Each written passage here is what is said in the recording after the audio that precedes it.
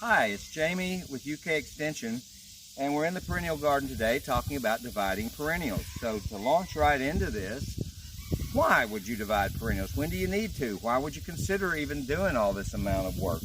Well, for starters, there's a lot of reasons. One of the obvious ones is to rejuvenate plants. This is a daylily that's been in the ground here for a number of years. It's an older cultivar called Autumn Minaret that blooms really late, so I like that.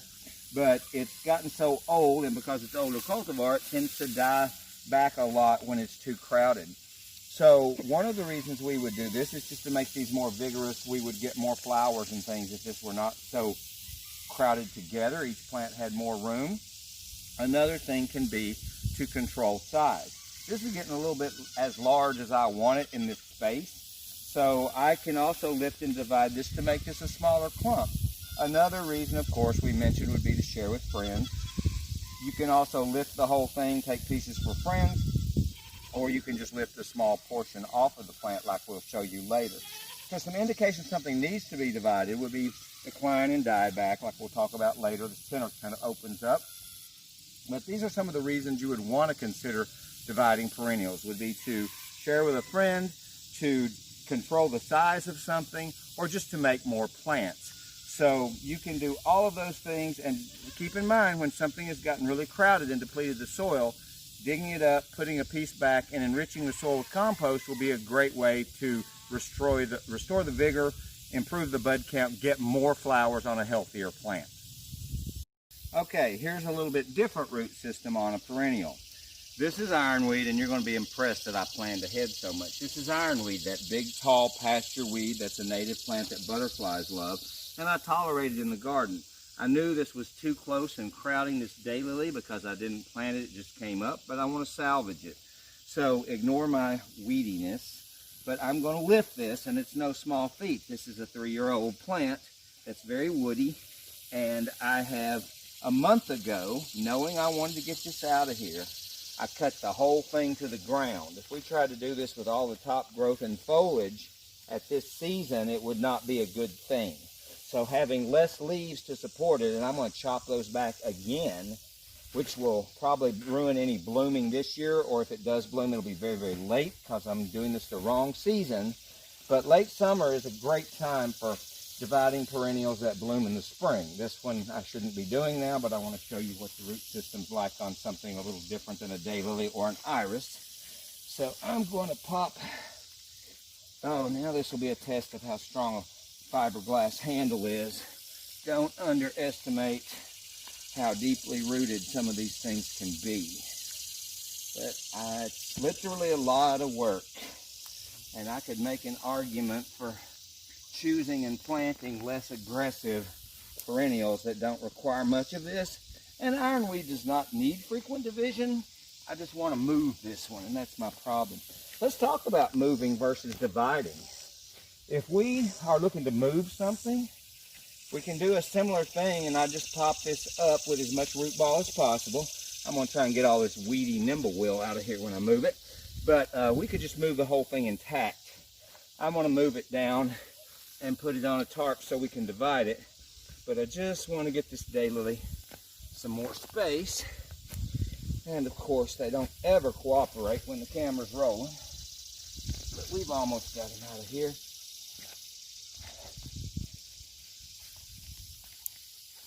Maybe I do, maybe I don't. All right, now I'm very upset. I'm very, very upset. Did you get that on tape, I hope? Well, it's good that Carrie stopped the camera before I said what I wanted to, because here's a 15-year relationship ended with one of my very favorite tools and the best garden fork I had. I'm not joking. Some of these things are deeply rooted, folks. Thank God this trusty sidekick is not going to let me down, and now I'm mad. So this perennial is coming out of the ground, and I am not playing. We are winning this one way or the other.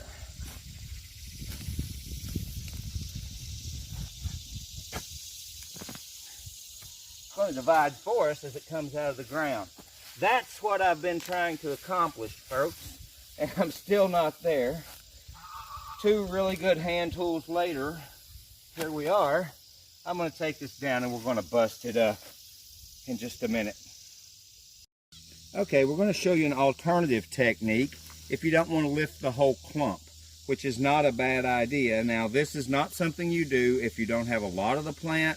It's going to sacrifice some of the crowns and some of the plant to do this method, but in many ways I prefer this because it leaves the rest of the clump rooted in and intact. If we lift the whole thing, we disturb all the roots and it's a little bit of a shock. This will be harder on the part where we cut. But you can also, and I do this frequently with daylilies, again, it's better on the really tough stuff, but you can just cut a piece off the side like a pie-shaped wedge. Most perennials, as they grow, they'll naturally have vigorous growth in a donut on the outside and begin to thin out in the center of the clump. So by cutting a pie-shaped wedge, I'm getting a big one to make several divisions. But by taking out a wedge, we haven't disturbed the bulk of the roots on the rest of this. And then, of course, anytime we're dividing, whoops, there's one that popped off without a top. But we're going to leave as much of the soil in the original planting location as we can. I would always want to, if possible, come back and fill up these holes with rich compost to replace and enrich some of this amended or less amended soil that's been deprived of nutrients because this plant has been growing here for 6 or 7 years. And I see I've missed a piece on the outside and I'm going back for that now. And so for something that's really durable like a daylily or iris, it is possible to go in and cleave off a chunk. You can see how much of it I've massacred and mutilated too. So it's not something you want to do unless you've got some plants to spare. But that's a very viable technique and I use that more than lifting whole clumps to share plants. Okay, we've got some things out of the ground and we're going to talk about dividing different root systems. Here's that evil ironweed that destroyed my favorite fork. I've got some attitude with that one. This is the daylily we dug up. All the foliage ended up breaking off of this, which is not uncommon. Similarly, I've got a clump of spiderwort. Can be a little invasive, but I love it in certain spots. That's going to be divided that I dug up earlier. And here's some iris I popped out of the ground earlier. They're dying back, declining pretty good because they've been out of the ground for a couple of weeks. But I'm going to show you all these different root systems and how we handle this. Some tools for this stunt: any kind of shears or something to cut back. Pruning shears would work just as well. I don't have any on me. But here's my arch nemesis that ate my shovel, and that just felt really good. While you're dividing, if you've got weedy problems like nimblewill, take this moment to get every little scrap and root out of the root ball. It's not great. If we could leave a little soil on this division, it would be a little less stressful, but it's ironweed. What do I care? The fields are full of it. Butterflies love it. When my back pasture that I don't maintain as closely comes into flower and ironweed, it is a monarch butterfly oasis. So this is what we're doing. You can see the crowns of the plant. This is going to be important. This would be the roots. Where they come together is the crown and where the buds occur, and these are the stems. That's going to be important when we go to plant back, that you know what depth we're planting. Similarly, here, I'll come back to this later. I just wanted to chop it down because I'm mad at it. So, and this is actually probably a better division. I have some nimblewill I can clean up, but I prefer a slightly larger division. These will be fine, but they'll just take a little longer to come into color and look nice. So oftentimes I don't divide down to the smallest, lowest common denominator. I'll leave something that could be divided further just to get a little quicker jump on it. I'm not going to nitpick those weeds out of there right now. Okay, the daylily, big clump. This gets confusing. Here's the top side. They'll often have a lot of this dead growth on top. You can clean up and see a little better what you're doing. Okay, something like that, where do you even begin? Well, I would start like this, and this is only going to work if you have some hand strength, but I would just start twisting the ball back and forth. A lot of people like to take a hose and wash all this clean, but this bed does not have as much weed problem as the others, so I'm going to keep a division like this. There's actually 2 or 3 eyes in here, but I've broken that off. But by keeping slightly larger pieces, we'll get faster growth and larger clumps faster. But this one, fortunately, once I loosen the soil, is just falling apart for me. That does not always happen. And depending on how long the plant's been growing, how woody it is, they all come apart in different manners. It's rare for any daylily to allow me to break it apart like this. I'm usually prying with screwdrivers or another tool you can use. This butcher knife is something I value. If it's really bad, you better believe this big metal spade, I'm going to hack through it like an axe. So it just takes different approaches for different plants. Don't get too concerned that you're going to kill your precious plants. Most of these things are so durable. I mean, I won't say you can't kill them, but you're not going to do it this time of year dividing. Let's talk a little bit about when you divide what while I'm working on these last clump of daylilies. If it blooms in the spring, now the late summer is a great time to divide that. You'll give it ample time to root and grow before frost. We don't want to push this up into October. It needs to happen by early September. We get them back in, we get them watered well, and they'll produce foliage and be much more on their way by next spring when they would come into flower, next spring or summer. Similarly, this is not that different than a daylily, but it's a little more stringy, a lot more roots involved. And with spiderwort and something like this, the whole thing is kind of a woody mess. So this is where my knife comes in. I'm just hacking through that. It is the easiest way for this one, and you can see what's kind of happened there. I could try and break it apart. It doesn't work. So I'm just going to cut this into pieces because this whole thing is so tightly grown together. I don't want to take these too small. Something like that is very doable, and I'm going to make a few more out of this. You can use your judgment how many you want. Often when I divide perennials, which is not often, I don't want to do it until I have to, but it's often more about sharing plants than it is needing to make as many as I can. So people want a piece of something and I'll just dig a chunk up. I don't often lift a whole clump to make 20 of something. I just don't need that many more plants. Iris is going to work very easily. Bearded iris like this have really fat, fleshy rhizomes. This is an heirloom variety, so it dies back a good bit after flowering. Some of the new ones don't do this so much, and of course it's been out of the ground for a while, so it looks a little rough. But we're going to just separate these rhizomes, and let me talk about what you get. This is a small rhizome with a plant that's not going to bloom for a year or two, and a small side shoot. If it's soft on the end, that can indicate borer damage. So wherever my knife went, I'm going to clean up that cut. Put a clean cut. I'm going to lay that aside and let it dry up for a day or two. If I put that fresh cut in the ground, it's more likely to rot. So I'm going to let that heal or callus over. All of these are small pieces that'll make nice plants, probably not going to bloom. I'm going to try and get a bigger one, a couple of them. Something like this that has a bigger root and side branches will most likely bloom next year. So in a perfect world, the best iris will have a fat root, and this would have had a partner on the other side. The best ones to bloom the following year, oops, I just broke it. Typically you have a fat root with two small buds like this growing off the side. That's a blooming size division. I'm going to just put this whole piece back in as is to see if I can coax bloom a little earlier, and even these tiny pieces will grow. When we go to replant these, I'll show you some different things. Everything has its own depth. Iris is one of the few things that likes to run right on the surface, and that's why we don't mulch bearded iris. So it's just a matter of hacking, chopping. It's a lot of work, but you can make lots of plants. I mentioned we do spring flowering stuff in the late summer. Essentially, you want to distance as much as possible the dividing and replanting from the bloom. Both are very high demand on resources. So the fall blooming stuff, the stuff that's coming into flower now, we would divide in the spring. So if it blooms before the summer solstice, I would suggest that you divide it after the summer solstice.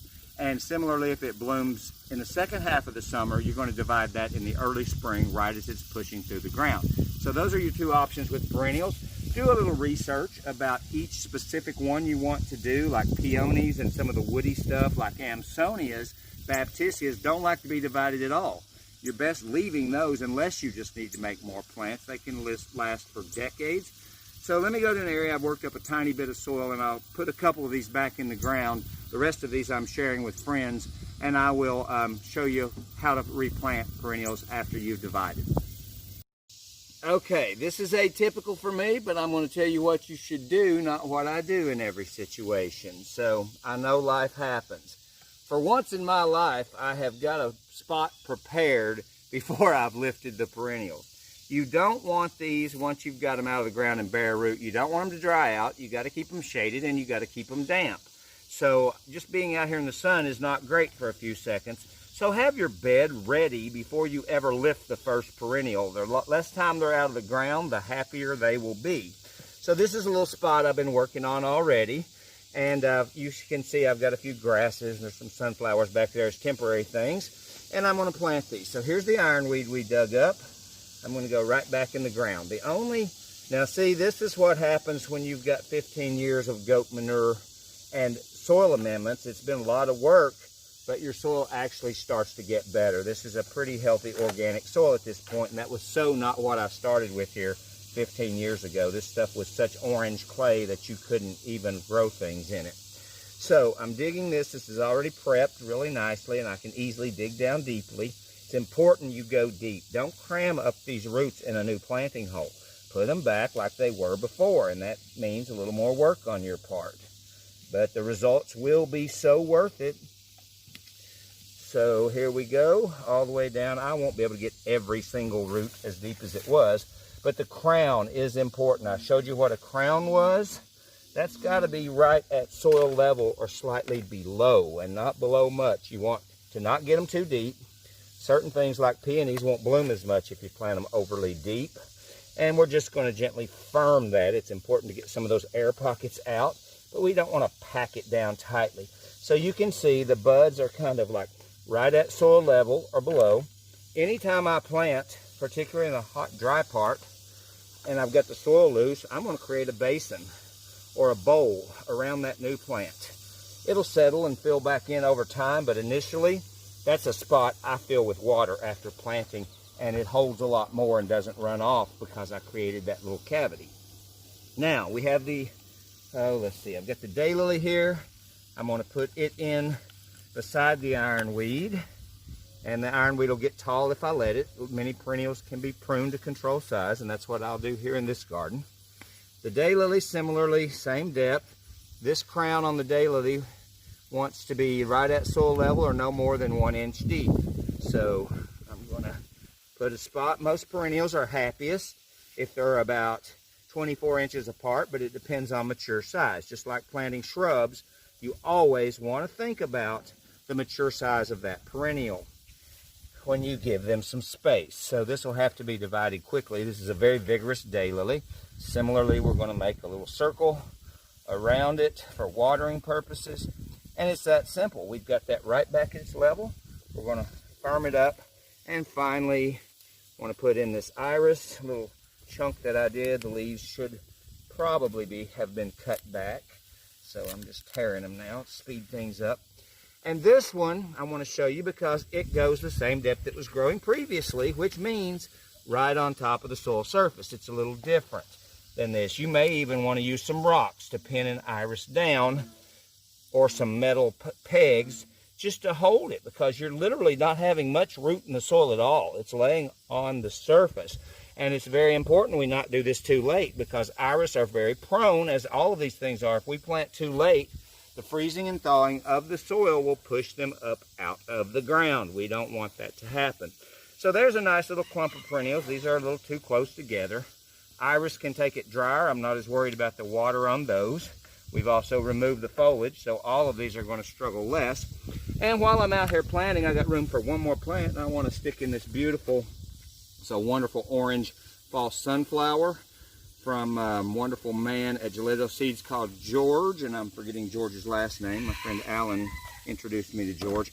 He bred this along with some other ones. This is called Bleeding Hearts. It will have dark black foliage, and I grew these from seeds I planted last year, so they're nice sized plants. But I just want to point out, when planting perennials, loosen the root ball if you come potted, most do, and then plant it at the same depth before. But I want to mention that late summer is also, and even fall, or a little more into fall, are great times to buy perennials. Some of the spring stuff is often on clearance sale. You can find some great bargains, and as long as you get it in something in the neighborhood of 4 to 6 weeks before we have hard freeze. You're going to give that time to root and grow. Most of these late planted perennials have already bloomed or are not going to bloom much as babies, but the following year, because we planted in the fall instead of waiting to spring, we're going to have much better results. So these are just all things that are good tips about dividing perennials, and very helpful tips just to help you enjoy your perennial garden more in a general sense.